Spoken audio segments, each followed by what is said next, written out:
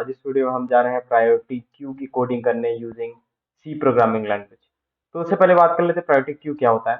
तो जैसा कि हमको पता है क्यू हमारा जो डेटा स्ट्रक्चर होता है वो बेसिकली एक हमारा linear type of data structure होता है, जिसमें हमारा जो इंसर्शन होता है वो रेयर एंड से होता है और जो हमारा रिमूवल होता है वो हमारा फ्रंट से होता है। ठीक है, तो वही है क्यू जो होता है वो तीन टाइप्स में डिवाइडेड होता है। एक हमारा होता है लीनियर क्यू, ठीक है, और एक होता है हमारा सर्कुलर क्यू और एक होता है हमारा प्रायोरिटी क्यू। जो हमारा प्रायोरिटी क्यू होता है वो एक सिमिलर होता है थोड़ा लीनियर क्यू की तरह, बट एक special type of linear Q होता है जिसमें हमारी जो एलिमेंट्स होते हैं उनमें कुछ प्रायोरिटीज होता है। ठीक है, जैसे क्यू को समझते पहले, जैसे क्यू सिंपल एक लाइन, जैसे बस में जाने के लिए एंटर करने के लिए एक लाइन बनी हुई है तो वो एक क्यू का एग्जांपल हो गया। ठीक, वेर जैसे अब मान लो क्या कहते हैं एयरपोर्ट पे भी लाइन लगी होती चेक इन करने के लिए। अब कोई अगर वीवीआईपी है तो उसको पहले एंट्री मिलती, राइट, तो वो वहां पे प्रायोरिटी की बात आ गई। तो सिमिलर जो है हमारा प्रायोरिटी क्यू का वही कॉन्सेप्ट है। अब हमारी प्रायोरिटी क्यू जो होती है वो दो तरह की होती है, एक हमारी असेंडिंग प्रायोरिटी क्यू होती है और एक हमारी डिसेंडिंग प्रायोरिटी क्यू होती है। अब जो असेंडिंग प्रायोरिटी क्यू होती है उसमें जो हमारे एलिमेंट्स होते हैं वो असेंडिंग ऑर्डर में क्या कहते हैं इंसर्टेड होते हैं। जैसे अगर सपोज मेरे क्यू में है 5 7, दो एलिमेंट्स हैं, अब मुझे एक एलिमेंट इंसर्ट करना है क्या 3, तो जो इंसर्शन नॉर्मल क्यू में होगा वो पीछे होगा 5 7 और फिर 2 होगा अगर मैं इंसर्ट कर रहा हूँ 2, ठीक है, बाद में। पर जो हमारा प्रायोरिटी क्यू होगा, अब दो ये प्रायोरिटी देगा 2 को, अगर असेंडिंग प्रायोरिटी क्यू है तो 2 हमारा सबसे पहले आ जाएगा, 2 5 फिर 7। ठीक है, तो आई होप समझ में आया होगा। असेंडिंग प्रायोरिटी क्यू होता है और डिसेंडिंग प्रायोरिटी क्यू होता है। जैसे अब डिसेंडिंग प्रायोरिटी क्यू में हमारा जो सबसे बड़ा एलिमेंट होगी उसकी प्रायोरिटी ज्यादा होगी सिमिलरली। ठीक है, तो इसको इम्प्लीमेंट करते हैं। ये मैं थोड़ा इंक्रीज कर देता हूँ फॉन्ट साइज तो लाइक अच्छे से दिखेगा। हाँ ठीक है, hash include standard input output dot header file है ये, और यहाँ पे मैं कॉन्सोल इनपुट आउटपुट की भी हेडर फाइल को इंक्लूड कर लेता हूँ। ठीक है, चलते हैं मेन मेथड। उससे पहले हमको पता है, देखो क्यू में इनक्यू मेथड, इनक्यू फंक्शन जो होता है वो किससे होता है, कोई भी वैल्यू को इंसर्ट करने के लिए। ठीक है, कोई भी एलिमेंट को इंसर्ट करने के लिए तो हम डिक्लेयर करते हैं लाइक इनक्यू। और एक हमारा होगा डीक्यू मेथड जो कि फंक्शन होगा, ठीक है, और एक हमारा डिस्प्ले होगा। डीक्यू इज बेसिकली, हम डीक्यू का यूज करेंगे क्या, एलिमेंट को रिमूव करने के लिए। डिस्प्ले मेथड, डिस्प्ले फंक्शन के अंदर हम लॉजिक लिखेंगे अपने क्यू को डिस्प्ले करने के लिए। ठीक है, तो शुरू करते हैं सबसे पहले क्यू से, इन क्यू से। जब हमको एलिमेंट ऐड करना होगा, एक मिनट वहां कहा गया। हम्म, ठीक है, यहाँ पे वॉइड इन क्यू। ठीक है, तो देखो सबसे पहले, उससे पहले हम एक चीज मिस किए क्या, कि क्यू हम कैसे इंप्लीमेंट करें, एरे के थ्रू। तो एक एरे को हमको यहाँ पे डिक्लेयर करना पड़ेगा। इंटीजर टाइप का मैं एक एरे यहाँ पे डिक्लेयर करता हूँ, INT क्यू, और उसकी साइज लेट से मैं 10 कहता हूँ। ठीक है, ये हमारा एक एरे क्यू नाम का इंटीजर टाइप की डेटा स्टोर करने का क्रिएट हो गया। ठीक ठीक है, अब हमको पता है क्यू में हमारे क्या होता है, फ्रंट होता है और रेयर होता है। जो सबसे पहला एलिमेंट होता है उसको फ्रंट बोलते हैं और जो सबसे लास्ट एलिमेंट जहाँ से इंसर्शन होता है उसको हम रेयर बोलते हैं। तो मैं इंट फ्रंट कॉमा रेयर बोलता हूँ, और फिर मैं कहता हूँ फ्रंट इज इक्वल्स टू -1 और रेयर इज इक्वल्स टू -1। ठीक है, अब ऐसा क्यों, क्योंकि जब इनिशियली जब हमारा क्यू क्रिएट नहीं हुआ होगा तो हमारे जो फ्रंट और हमारे रेयर की वैल्यू होगी वो -1 होगी। ठीक है, इसलिए अब देखो सबसे पहले इन क्यू करते समय हमें क्या कंडीशन चेक करनी पड़ेगी, तो हमें ये कंडीशन चेक करनी पड़ेगी कि कहीं हमारा जो क्यू है वो फुल तो नहीं है। ठीक है, अगर क्यू फुल है तो कहाँ से इंसर्ट करोगे ना, तो सबसे पहले हम चेक करते हैं कंडीशन कि हमारे क्यू फुल तो नहीं है। अब ये कैसे चेक कर सकते हैं, देखो हमारे क्यू की जो साइज है वो 10 है, तो मतलब लास्ट इंडेक्स जो होगी रेयर की वो क्या होगी, 9 होगी। क्यों, क्योंकि जीरो बेस्ड इंडेक्सिंग है। ठीक है, तो अगर मेरा जो रेयर है वो क्या कहते हैं किसके बराबर हो जाएगा, 9 के बराबर हो गया, तो इसका मतलब है हमारा जो क्यू है वो फुल है। प्रिंटफ में मैं बोल दूंगा क्यू इज फुल। ठीक है, इस कंडीशन को हम ओवरफ्लो की कंडीशन भी बोलते हैं। ठीक, और उसके बाद सिंपली हम यहाँ से क्या कर जाएंगे, रिटर्न कर देंगे, यस रिटर्न। ठीक, अगर हमारा इफ ब्लॉक एग्जीक्यूट हो गया तो यहाँ से रिटर्न मतलब इस फंक्शन के बाहर हम चले जाएंगे। ठीक है, नीचे का कोड इसके एग्जीक्यूट नहीं होगा। ठीक है, इसको जरा मैं छोटा कर देता हूँ। हाँ सही है। अब यहाँ पे चलो एक चीज हो गया, हमने चेक कर लिया कि हमारी क्यू एम्प्टी तो नहीं है, ठीक। अब दूसरा चीज क्या हो सकता है कि हमारी क्यू क्रिएटेड ही ना हो, पहले से क्यू में कोई एलिमेंट ही ना हो ना।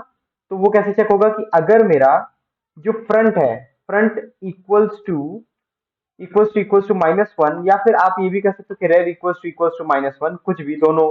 ठीक है, तो ऐसे केस में क्या है, हमारा क्यू क्रिएट ही नहीं हुआ है। तो हमको क्या करना है, अपने फ्रंट को एक इंक्रीज कर देना है, और अपने रेयर को भी एक इंक्रीज कर देना है।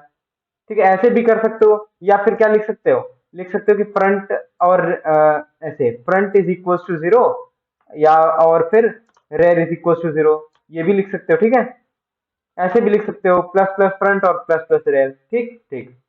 अब इसके बाद हमको इंसर्शन करना है, तो हमको पता है रेयर से होती है, तो कुछ भी इंसर्ट करने के लिए Q at index rear is equal to. अब देखो यहाँ पे हमें ने डेटा नहीं लिया एक चीज, तो यूजर से चलते डेटा ले लेते हैं ना, एलिमेंट जो कि हमको इंसर्ट करना है। तो यहाँ पे मैं प्रिंटफ में क्या बोलता हूँ कि enter the element, enter the element. Okay, और इसको मैं एक डेटा नाम के वेरिएबल के अंदर स्टोर करा दूंगा, scanf modulo D. I hope आप सब फेमिलियर होंगे लाइक इससे, कैसे हम बेसिक ये इनपुट आउटपुट लेते हैं यूजर से। ठीक है, अब देखो हमने यहाँ पे क्यों लिया, इससे ऊपर क्यों नहीं लिया, क्योंकि पहले चेक कर लो ना। अब जैसे मान लो आपने यूजर से इनपुट ले लिया, अब क्यू फुल है, तो उसके बाद कोई लॉजिक नहीं बनती ना। पहले ही चेक कर लो, क्यू अगर फुल है तो यूजर से इनपुट लेने की जरूरत ही क्या है ना, वही चीज है। तो अगर मेरे क्यू में मान लो मतलब फ्रंट इक्वल्स टू -1, इसका मतलब मेरी क्यू क्रिएटेड नहीं है। तो मैं क्या बोलूंगा, Q at index rear is equals to data, simple. ठीक है, ग्रेट। तो ये हमारा इंसर्शन हो चुका है, और यहाँ से मैं क्या करूंगा, रिटर्न कर दूंगा, करा दूंगा। या बोलो तो मैं, नहीं रिटर्न ही करा देता हूँ, मैसेज नहीं प्रिंट कराऊंगा, सिंपल। हाँ, इंसर्शन हो गया। अब एक तो ये केस हो गया कि हमारा कोई एलिमेंट ही नहीं था, तो हमने वो इंसर्ट करा दिया। अब मान लो एलिमेंट है हमारे पास, तो उसके लिए हमको क्या करना पड़ेगा, अगर सपोज ऐसे एग्जांपल से समझो, बेटर समझ में आएगा।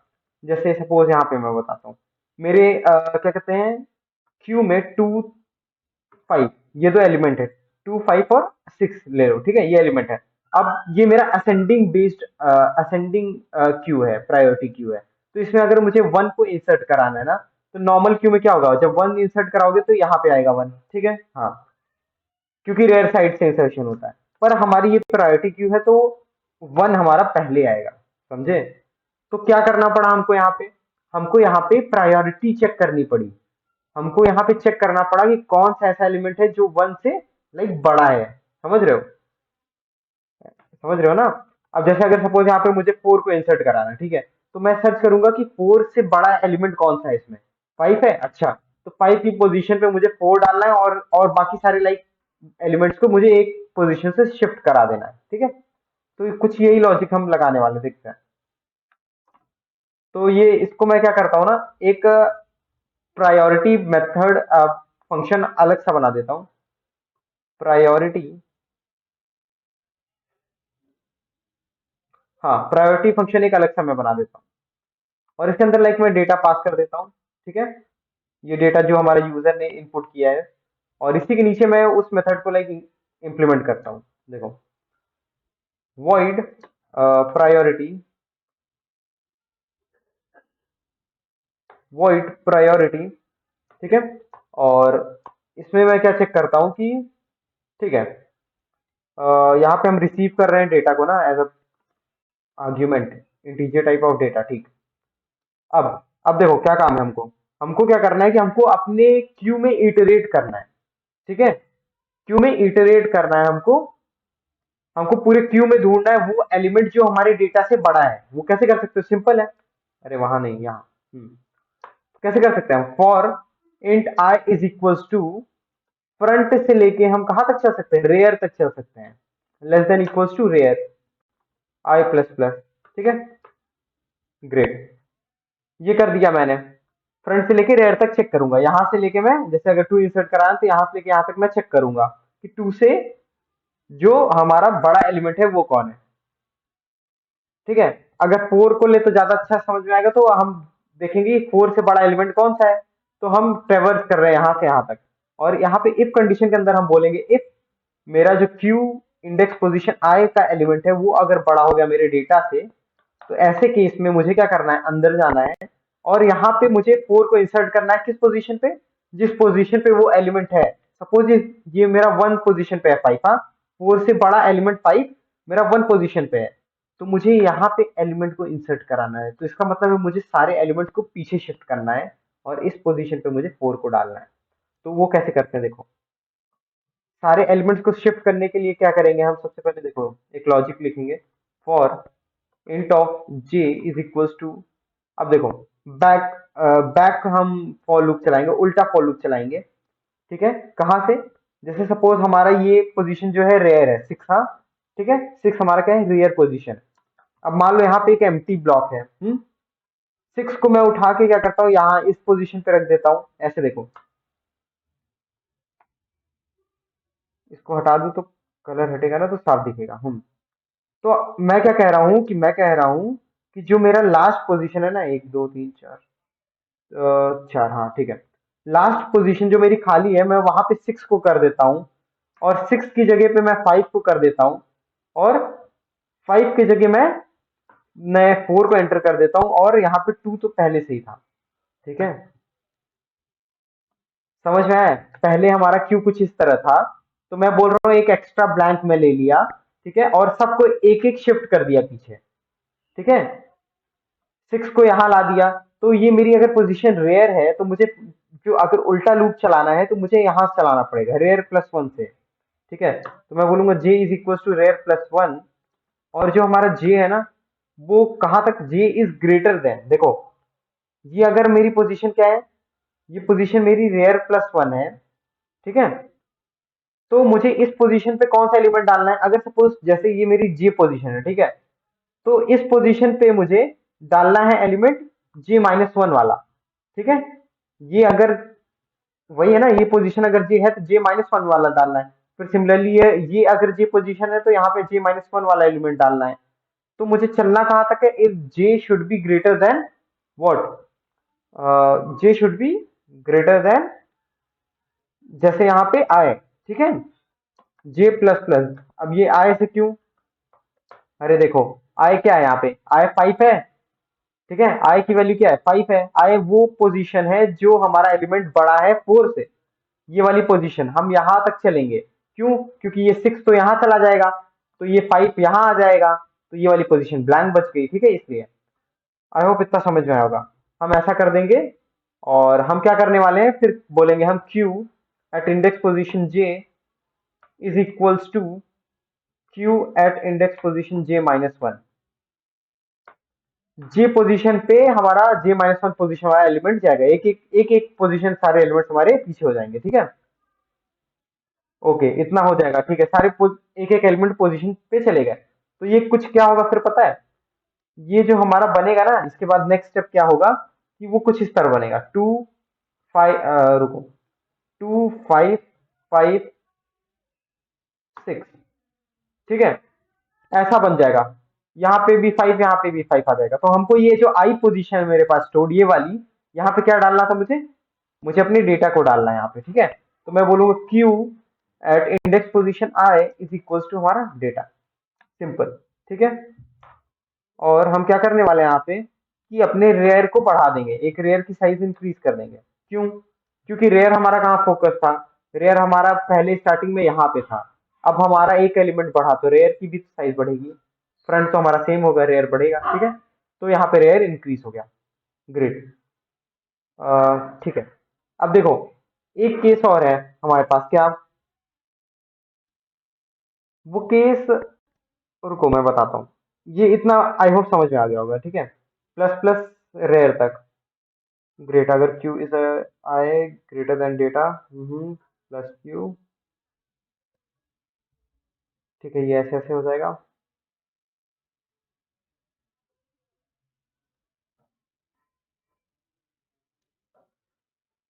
हाँ ठीक है, अब देखो क्या हो सकता है यहाँ पे, इफ कंडीशन के अंदर हम क्या कह रहे हैं कि जो मेरा डेटा से बड़ी वैल्यू, कोई ना कोई बड़ी वैल्यू, अगर मान लो जैसे यहाँ पे सपोज, मैं एक एग्जांपल लेता हूँ, ठीक है, ये सारे को हटाता हूँ मैं यहाँ पे बोलता हूँ 2 5 और 6।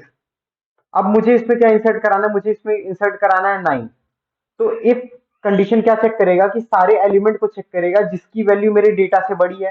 ऐसा कोई एलिमेंट है यहाँ पे? नहीं है, तो ये हमारी लॉजिक नहीं चलेगी, मतलब हमारा इंसर्शन नहीं होगा। तो इसके लिए हमें एक अलग सी लॉजिक लिखनी पड़ेगी।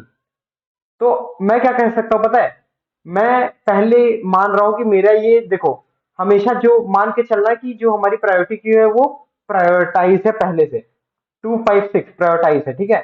तो जो मेरे रेयर पोजीशन वाला एलिमेंट है, अगर वो मेरा छोटा हो गया मेरे डेटा से, तो इसका मतलब है मेरा जो डेटा है वो सबसे बड़ा है। करेक्ट?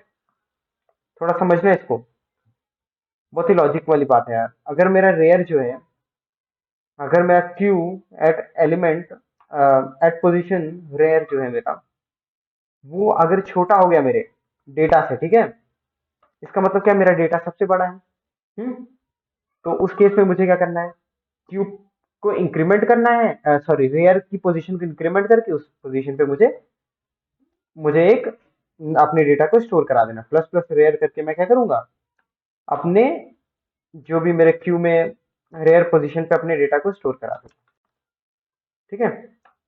और यहाँ से क्या कर जाऊंगा, मैं रिटर्न कर जाऊंगा। बस हो गया हमारा ये जो भी था, इन क्यू ऑपरेशन था ये हमारा, ठीक है, प्रायोरिटी क्यू में। ये मैं हटा देता हूँ। अभी एक बार मैं फिर से पूरा लाइक कोड रिवाइज कर दूंगा आपके साथ, ठीक है। ये हमारा हो गया इन क्यू ऑपरेशन, ग्रेट। अब हम चलते हैं अपना डी क्यू ऑपरेशन लिखते हैं प्रायोरिटी क्यू में, ठीक है। उससे पहले अगर मैं लिखना चाहूँ तो डिस्प्ले दिखा देता हूँ, बहुत ईजी है वो। वॉइड डिस्प्ले अगर मैं बोलूँ, ठीक है, डिस्प्ले कहाँ से कहाँ तक करना है, डिस्प्ले में क्या एच केस आ सकती है, हमारी क्या केस बन सकती है कि हमारे क्यू में कोई एलिमेंट ही नहीं है। वो कैसे चेक करोगे, अगर मेरा जो फ्रंट है वो क्या है, -1 के बराबर है, तो इसका मतलब है हमारी क्यू जो है वो एम्प्टी है। Print F Q is empty, Q is empty, ठीक है। इसको हम अंडर फ्लो की कंडीशन भी बोलते हैं। और यहाँ से हम सिंपल रिटर्न करा देंगे, आगे का कोड चलेगा नहीं, ठीक है। अब मान लो क्यू एम्प्टी नहीं है, तो कहाँ से कहाँ तक रन कराते हैं पता है, फ्रंट जो हमारा पहला एलिमेंट फ्रंट होता है, फ्रंट, और I is less than equals to rear, और आई प्लस प्लस, ठीक है। और यहाँ पे प्रिंटफ में क्या कराना है, modulo D comma Q at index position I. Simple. I hope ये बहुत ही बेसिक सी लॉजिक है यार। आई मेरा पहला एलिमेंट फ्रंट के अंदर स्टोर होता है पहली इंडेक्स पोजीशन, और लास्ट इंडेक्स पोजीशन जो होती है मेरी रेयर के अंदर स्टोर होती है। तो मैं सिंपल इटरेट कर रहा हूँ लाइक फ्रंट आई की आई में के थ्रू इटरेट कर रहा हूँ लाइक क्यू में जो भी है, ठीक है। इसको प्रिंट करने यहाँ पे थोड़ा लाइक बैक स्लैश टी दे दोगे तो थोड़े एलिमेंट्स के बीच में जगह आ जाएगी। हो गया, डिस्प्ले मेथड हो गया मेरा खत्म, इसको मैं मिनिमाइज कर दिया इसलिए, ठीक है। अब मेरा बचा क्या, डी क्यू मेथड। अब देखो, इसमें सबसे पहले लिखने से पहले मेथड कोई भी फंक्शन, ये सोचो इसमें हमारे केसेस एज केसेस क्या है, कि मान लो डी क्यू में मेरा क्या, कोई एलिमेंट ही ना हुआ क्यू में, तो वो सबसे पहले चेक करो। हाँ, तो अगर मेरा फ्रंट जो है क्या -1 हो गया, ठीक है, अगर मेरा फ्रंट क्या हो गया, -1 हो गया, तो प्रिंट एफ में मैं क्या बोल रहा हूँ यूजर को कि मैं यूजर को मैसेज डालता हूँ कि क्यू इज एम्प्टी, एक second, Q is empty, okay, ठीक है, क्यू इज एम्प्टी, और ये under flow condition, under flow, ठीक है। और यहाँ से क्या करना है, मुझे रिटर्न करना है, ग्रेट। ये हो गई एक कंडीशन हमारी डिलीट करते समय। दूसरी कंडीशन क्या हो सकती है कि सिर्फ हमारा एक एलिमेंट बचा हो, ठीक है, एक एलिमेंट सिर्फ बचा होगा, तो हमको क्या करना है कि अपने फ्रंट और रेयर को क्या बनाना है, -1 बनाना है। क्यों? क्योंकि जब एक एलिमेंट बचा होगा, जब एक एलिमेंट को हम निकाल देंगे अपने क्यू से, तो हमको फ्रंट और रेयर को वापस -1 पे पहुंचाना पड़ेगा।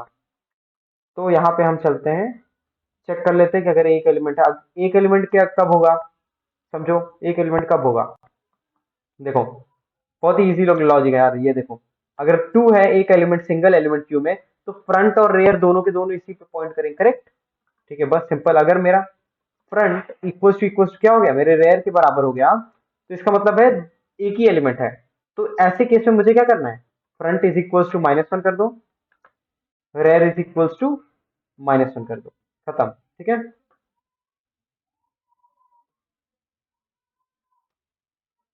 अच्छा, एक मेमोरी के थोड़े, फ्रंट और रेयर को लाइक -1 कर दो, ठीक है, कोई दिक्कत नहीं, हो गया, डिलीट हो गया जो भी था एक एलिमेंट हमारा। और यहाँ से क्या करते हो, रिटर्न कर दो। ठीक है। अब मान लो, अब तीसरा केस क्या हो गया, अब हमारी क्यू जो है उसमें एक एलिमेंट तो नहीं है ना, खाली है। ये दोनों केसेस मैंने देख ली। अब मैं देखता हूँ ऐसे 1 2 3। अब मुझे 3 को रिमूवल कहाँ से होता है, फर्स्ट से होता है ऑफकोर्स, क्यू में। ठीक है।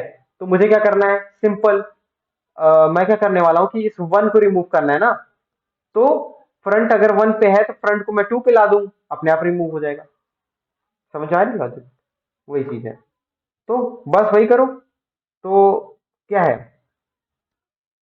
तो क्या होगा, देखो, फ्रंट को इंक्रीज कर दो, प्लस प्लस फ्रंट कर दो, प्लस प्लस फ्रंट खत्म, वो रिमूव हो गया हमारा। ठीक है। आई होप समझ में आया होगा इतना। मेरा enqueue operation, dequeue operation, और ये डिस्प्ले डिस्प्ले फंक्शन। अब मैं क्या करता हूँ, चलता हूँ, मेन मेथड लिखते हैं, वॉइड मेन। इसमें हम क्या करते हैं, डू वाइल का यूज करता हूँ मैं सबसे पहले। डू प्रिंट एफ यूजर को मैं मैसेज देता हूँ, 1 एंटर करो तो इन क्यू ऑपरेशन, 2 इनपुट करो तो क्या, डी क्यू ऑपरेशन, 3 इनपुट करो तो क्या, डिस्प्ले, और 4 इनपुट करोगे तो क्या, एग्जिट। ओके। ठीक है। इतना। अब मैं इसको एक चॉइस वेरिएबल के अंदर ले लेता हूँ जो यूजर इनपुट देगा, modulo D comma and C H. ठीक है। अब क्या करना है, मैं स्विच केस का यूज करता हूँ। ठीक है। SWITCH, switch C H. और यहाँ पे केस 1 में मेरा जो होगा वो क्या होगा, मैं इनक्यू फंक्शन को कॉल कर दे रहा हूँ अपने। आई होप इतना पता होगा। स्विच केस है बेसिकली यूज करना, आप कुछ भी इफ एल्स भी यूज कर सकते हो, but like switch case easy पड़ता है काफी, इतने सारे केसेस है ना। तो इसके बाद मैं ब्रेक का यूज कर रहा हूँ। क्यों, क्योंकि जैसे अगर मेरा केस 1 एग्जीक्यूट होगा तो उसके बाद लाइक अपने आप केस 2 ना एग्जीक्यूट हो जाए। और फिर सेम ब्रेक, केस 3। इसमें मैंने क्या बोला था, 3 प्रेस करने पे मैं डिस्प्ले मेथड को कॉल करूंगा, और 4 पे मैं क्या करने वाला हूँ, एग्जिट करने वाला हूँ। अब एग्जिट की देखो मेरी लॉजिक अलग है थोड़ी। मैं बोलता हूँ फ्लैग इज इक्वल टू 0। अब ये क्यों किया मैंने, ये भी बताता हूँ, फ्लैग इक्वल टू 0। और केस 5 तो नहीं है, यहाँ पे डिफॉल्ट केस होता है। मान लो अगर कोई 4 के अलावा भी इनपुट दे दिया यूजर ने, तो हम उसको क्या मैसेज देंगे, तो मैं उसको बोल दूंगा printf, incorrect choice, incorrect choice. ठीक है। Incorrect choice, great. ठीक है। बस अब लाइक ये हमारा क्या है, do do loop, do while है ना। तो वाइल के अंदर हमारी कंडीशन जाएगी कि अगर flag is not equals to, flag is not equals to 0। ठीक है। अगर फ्लैग नॉट इक्वल्स टू 0 है तो मेरा ये डू लूप चलेगा, और जैसे ही 4 एंटर करेगा यूजर एग्जिट करने के लिए, फ्लैग की वैल्यू 0 हो जाएगी और एग्जिट हो जाएगा। और यहाँ पे मैं int flag is equals to क्या बोलता हूँ, मैं flag is equals to 1 initially declare कर देता हूँ। Simple, simple, best. हाँ। अब देखो, एक बार फिर से मैं रिपीट कर देता हूँ मैंने क्या किया। इसको रन कर लेते हैं पहले, फिर उसके बाद रिपीट करता हूँ मैं।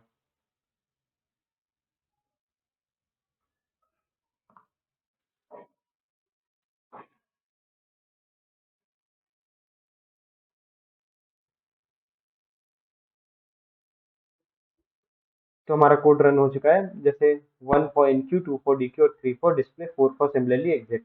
तो मैं 1 करता हूँ, एंटर द एलिमेंट 3। ठीक है। उसके बाद मैं 3 करता हूँ डिस्प्ले करने के लिए, तो हमारे पास देखो 3 प्रिंट हो रहा है। ठीक है। अब सिमिलरली फिर अगर मैं यहाँ पे लाइक 1 फिर 2 करता हूँ डीक्यू